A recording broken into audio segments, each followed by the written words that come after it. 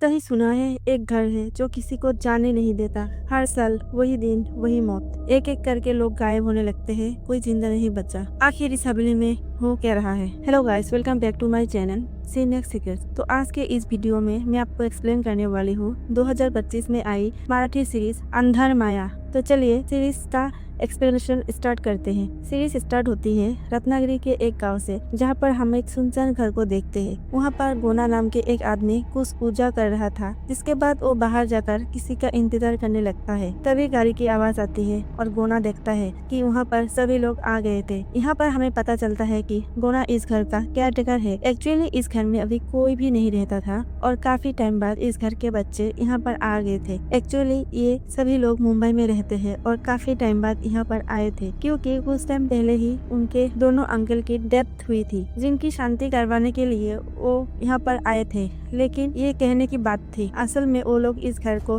बेचने के लिए आए थे। यहाँ पर हमें पता चलता है कि दीनू और जयराम दोनों भाई थे। जयराम के दो बेटे हैं, पहले बेटा है मनोज और दूसरा बेटा है कार्तिक। साथ ही उसकी एक बेटी है नैना। तो वही दीनू का एक ही बेटा है जिसका नाम है केशव। यहाँ पर हमें पता चलता है कि जयराम एक साहूकार था, जिसने काफी सारे लोगों के गहने और जमीनें उन्हें जाकर ले ली थी। तो वही दीनू की बात करें तो दीनू को गाँव के जो नाटक होते हैं उनमें काम करना बहुत ज्यादा पसंद था, लेकिन वो वहाँ पर औरतों के कैरेक्टर प्ले किया करता था, जिसकी वजह से सब लोग उसके ऊपर हंसते थे। और इसी वजह से केशव का बचपन भी काफी ट्रॉमा में गुजरा था, क्योंकि सभी लोग उसके पापा के नाम से उसे चिढ़ाया करते थे। साथ ही सभी लोगों को लगता था कि अगर दीनू ऐसा काम करता है तो इसका मतलब वो मर्द ही नहीं है, जिसकी वजह से उसको भी काफी लोगों ने काफी बातें सुनाई थी। एक दिन तो उसके साथ छेड़खानी हुई थी, जिसके बाद दीनू ने खुद को खत्म कर दिया और उसी की आत्मा की शांति के लिए गोना ने उन सबको यहाँ पर बुलाया था। लेकिन ये लोग उसकी आत्मा की शांति की जगह इस घर को बेचने के लिए यहाँ पर आए थे। अब गोना सबसे कहता है कि सभी लोग फ्रेश हो जाए, जिसके बाद वो सबके लिए खाना लगाएगा। यहाँ पर हमें पता चलता है कि मनोज की वाइफ शलाका चाहती है कि जल्दी से ये घर बिक जाए, क्योंकि मनोज और शलाका की जब शादी हुई थी तब शलाका के पापा ने मनोज को बिजनेस स्टार्ट के लिए काफी सारे पैसे दिए थे, बट वो बिजनेस टूट गया था। इसलिए शलाका चाहती थी कि मनोज ये घर बेचे और उसके पापा का सारा कर्ज चुका दे और वो मनोज के साथ डिवोर्स ले सके, क्योंकि उन दोनों में आपस में अब बिल्कुल भी नहीं बनती थी। अब ये सारी बातें उनकी बेटी शैली सुन लेती है और उसकी तबीयत बिगड़ने लगती है।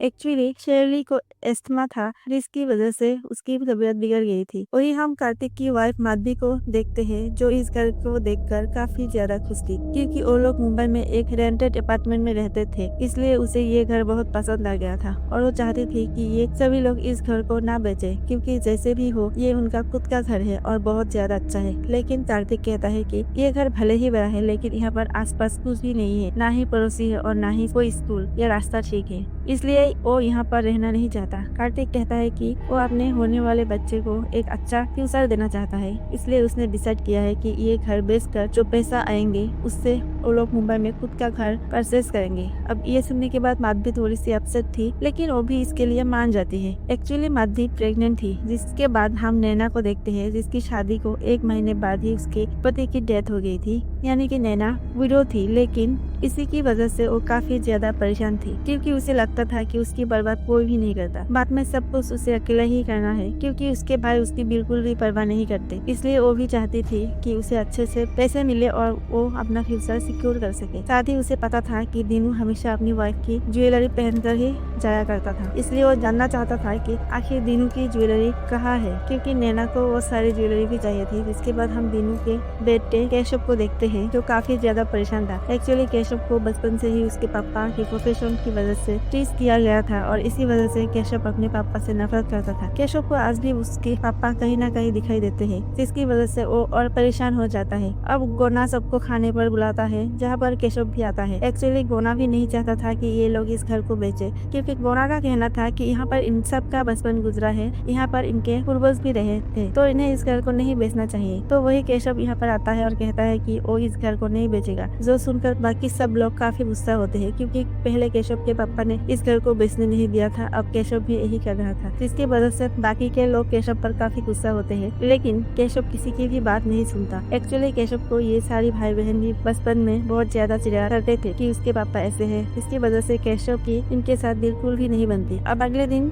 गोना तीनों की शांति के लिए पूजा करने लगता है कि वहाँ पर सभी लोग आ जाते हैं, लेकिन यहाँ पर भी केशव सभी से नाराज था, इसलिए वो घर बेचने के लिए तैयार नहीं होता। जिसके बाद हम साइली को देखते हैं, जिससे एक लड़का दिखाई देता है और जैसे ही वो घर वालों को बुलाती है वो लड़का वहाँ से गायब हो जाता है। अब ये देखकर गोना कहता है कि शायद शैली को भ्रम हुआ होगा, इसलिए वो सभी घर वालों को वहाँ से भेज देता है और उस लड़के से कहता है कि वो चुप कर रहे वहाँ न आए, यानी कि सच में वहाँ पर कोई बच्चा था जिसके बारे में गोना ने घर वालों को नहीं बताया था। अब अगले दिन नैना केशव को समझाने लगती है कि केशव को ये घर बेचना चाहिए, वो खामखा जिद कर रहा है। वो केशव से कहती है कि अगर केशव के पास पैसा आ जाएंगे तो वो कुछ अच्छा कर सकता है, लेकिन केशव इसके लिए तैयार नहीं था। केशव का कहना है कि भले ही उसके पापा उसके लिए कुछ नहीं किया, लेकिन उसकी माँ ने उसके लिए बहुत कुछ किया है और यही उसके लिए काफी है। ये सुनने के बाद नैना समझ जाती है कि केशव अपनी माँ के गहनों के बारे में बात कर रहा था और वो केशव से पूछने लगती है कि आखिर आंटी के गहने कहाँ पर है, लेकिन केशव नैना को कुछ भी नहीं बताता। इसके बाद रात को जब सब लोग सो रहे थे तो हम केशव को देखते हैं, जिसे अपनी माँ की बहुत याद आ रही थी और वो उनके रूम में जाता है। उसने जो गहने छुपा कर रखे थे उसे निकल कर देखने लगता है। अब ये सारी चीजें नैना भी देख लेती है और उसे वो गहने चाहिए थे। जिसके बाद वो देखती है कि जैसे ही केशव बाहर जाता है वो वहाँ पर आती है और सारे गहने ले लेती है। फिर अपने रूम में जाकर वो सारे गहने पहन कर देखने लगती है। एक्चुअली नैना को इस तरह की विधवा की लाइफ जीना बिल्कुल भी पसंद नहीं था। उसे सजना संवरना था, लेकिन उसके हस्बैंड की डेथ हो गई थी, जिसकी वजह से उसे ऐसे रहना पड़ रहा था। लेकिन अब नैना डिसाइड करती है कि वो ये सारे गहने खुद के लिए रखेगी। कि तभी हम देखते हैं कि नैना रूम का दरवाजा कोई नॉक करता है। जिसके बाद सीन दूसरे दिन शिफ्ट हो जाता है, जहाँ पर हम सुबह सुबह केशव को देखते हैं, जो काफी गुस्से में था क्योंकि वो समझ गया था कि उसके गहने किसी ने चुराया है। इसके बाद केशव आकर अपने भाइयों से लड़ने लगता है, लेकिन उसके भाई कहते हैं कि उन्हें गहनों के बारे में कुछ भी नहीं पता था। अब यहाँ पर माधवी केशव से पूछती है कि केशव ने गहनों के बारे में किसी को बताया था, तो केशव कहता है कि उसने इसके बारे में नैना को बताया था। जिसके बाद केशव नैना को ढूंढने के लिए उसके रूम में जाता है तो देखता है कि वहाँ पर नैना नहीं थी और ना ही उसका कोई सामान था। ये देखकर वो समझ जाता है कि नैना सारे गहने लेकर यहाँ से भाग गई है। इसके बाद उसके भाई और केशव दोनों गहनों को ढूंढने में लग जाते हैं, लेकिन उन्हें नैना और गहने दोनों ही कहीं पर भी नहीं मिलते। तो अभी हम शैली को देखते हैं, जिसे फिर से वो लड़का दिखाई देता है, लेकिन जब उसके घर वाले वहाँ पर आते हैं तो वो लड़का छुप जाता है। तो वही केशव बहुत ज्यादा गुस्सा था क्योंकि नैना उसकी माँ के गहने लेकर भाग गई थी। इसलिए केशव डिसाइड करता है कि अब चाहे जो भी हो वो ये घर कभी नहीं बेचेगा, क्योंकि बचपन से ही केशव को ये लोग काफी तंग किया करते थे। इसलिए अब वो फैसला कर चुका था कि वो इस घर को नहीं बेचेगा। अब ये बात जैसे ही शलाका को पता चलती है, वो अपने हस्बैंड पर काफी गुस्सा होती है और वो डिसाइड करती है कि अब वो यहाँ पर बिल्कुल नहीं रहेगी। इसलिए वो वहाँ से जाने लगती है, लेकिन मनोज इसे रोकने की कोशिश करने लगता है। अब इसी बात पर दोनों में झगड़ा होने लगता है,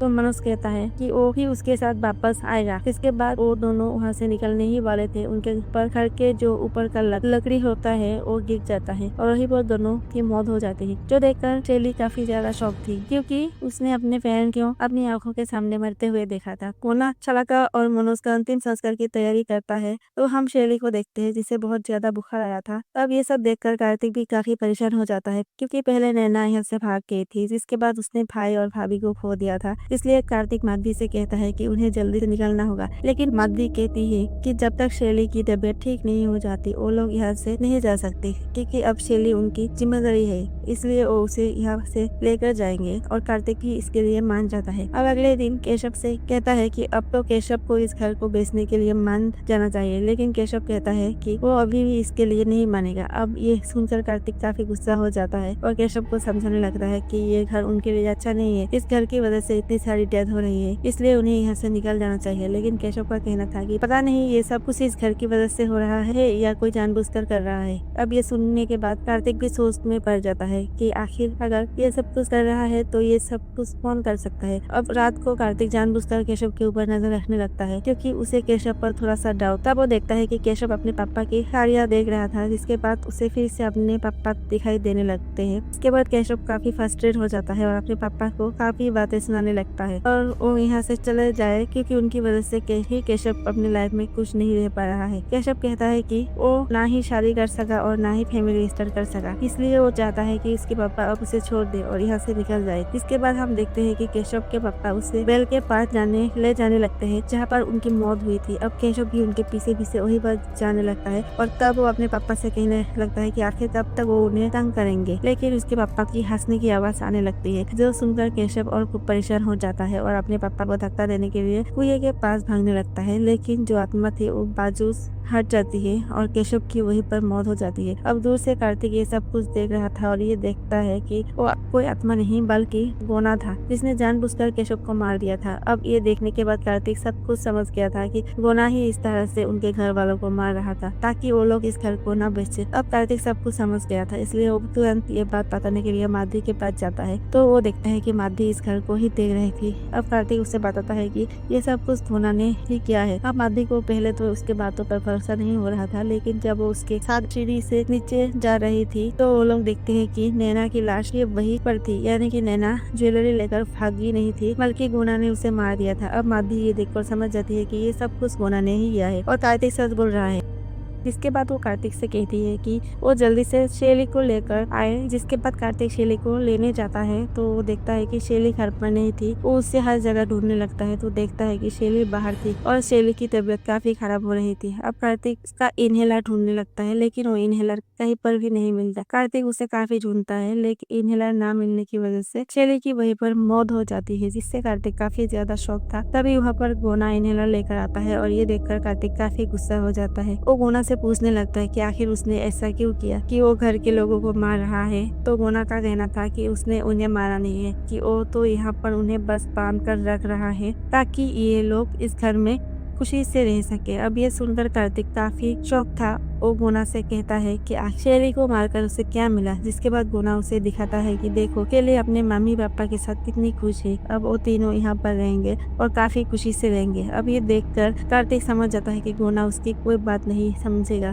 गोना कहता है कि कार्तिक और माधवी को अब यहीं पर रहना होगा और यहीं पर अपने बच्चों की परवरिश करनी होगी। वो बताता है कि उसने नैना से भी यही कहा था कि वो यहीं पर रुक जाए। उसे पता चल गया था कि नैना ने सारे गहने लिए हैं और गोना उसे कहता है कि वो गहने ले और इसके बारे में किसी को भी नहीं बताएगा। बस नैना को इस घर को बेचने के बारे में सोचना बंद करना होगा। लेकिन नैना कहती है कि चाहे कुछ भी हो जाए वो इस घर को तो बेचेगी ही। अब ये सुनने के बाद गोना उसे मार देता है। जिसके बाद उसने देखा कि मनोज और उसकी वाइफ भी यहाँ से भागने की कोशिश कर रहे थे, इसलिए उसे उन दोनों को मार दिया ताकि वो हमेशा के लिए यहीं पर रह जाए। तो वही केशव भी यहाँ से जाने की तैयारी कर रहा था, इसलिए उसे केशव को भी मारना पड़ा ताकि केशव भी यहाँ से कहीं पर भी न जा सके। गोना कहता है कि ये घर काफी अच्छा है, इसी घर की वजह से उसे 2 वक्त की रोटी मिली और काम मिला, तो फिर वो इस घर को अकेला कैसे सो सकता है। इस घर को और उन घर वालों को साथ में रहना होगा तभी ये घर लगेगा, इसलिए अब वो यहाँ से किसी को भी जाने नहीं देगा। अब ये सुनने के बाद कार्तिक तुरंत माधवी के पास जाता है और वहाँ से निकलने की तैयारी करने लगता है। तब और दोनों देखते हैं कि गोना वहाँ पर और 2 लोगों की अंतिम क्रिया की तैयारी कर रहा था और ये देखकर ये दोनों समझ जाता है कि गोना इन दोनों को भी मारने वाला है। अब ये देखने के बाद कार्तिक माधवी से कहता है कि वो गोना को रोकने की कोशिश करेगा, तब माधवी को यहाँ से भाग निकलना होगा और खुद को और उनके होने वाले बच्चे को बचाना होगा। अब ये सुनकर माधवी पहले तो नहीं मान रही थी, लेकिन कार्तिक उसे जाने के लिए कहता है।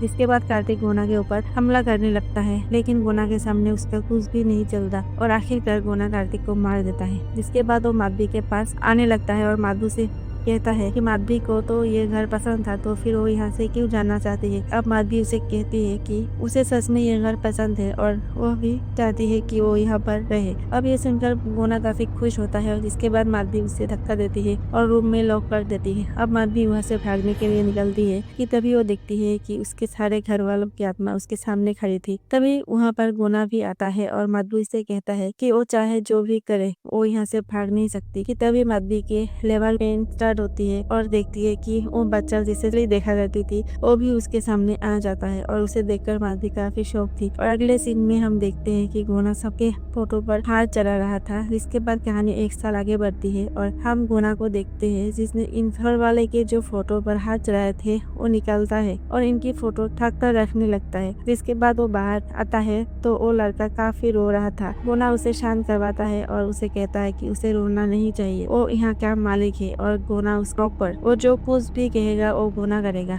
और यहाँ पर हमें पता चलता है कि उस बच्चे का नाम अतुल है और वो माधवी और कार्तिक का बेटा है। एक्चुअली माधवी और कार्तिक की डेथ 10 साल पहले ही हो गई थी। 10 साल पहले ये सभी घर वाले जब यहाँ पर आए थे ये घर बेचने के लिए, तभी गोना ने उन सबको एक एक करके मार दिया था। लेकिन मरने के बाद भी इनकी आत्मा यहीं पर भटक रही थी और ये लोग एक टाइम लूप में फंस गए थे, जिसकी वजह से हर साल वो लोग यहाँ पर आते हैं और गोना इन सबको मार देता है। जिसकी वजह से 10 साल पहले ही माधवी और कार्तिक के बेटे का जन्म हुआ था, जो अभी 10 साल का हो गया था। लेकिन जब भी वो यहाँ पर आते हैं तो गोना अतुल को छुपा कर रखता है और फिर उसके पेरेंट्स को, उसकी पूरी फैमिली को फिर से मार देता है। तभी उसे बाहर से आवाज आती है और गोना समझ जाता है कि वो लोग फिर से आ गए, इसलिए वो अतुल को छुपा कर रखता है और बाहर जाकर जैसे उसने सीरीज के स्टार्ट में सबका स्वागत किया था वैसे ही करने लगता है और यहीं पर ये सीरीज एंड हो जाती है। तो ये थी अंधार माया सीरीज की पूरी स्टोरी। ये सीरीज देखकर मुझे समझ में नहीं आया कि आखिर एक आत्मा को बार बार कैसे मार सकता है। और हाँ, अगर ये लोग टाइम लूप में फंस चुके थे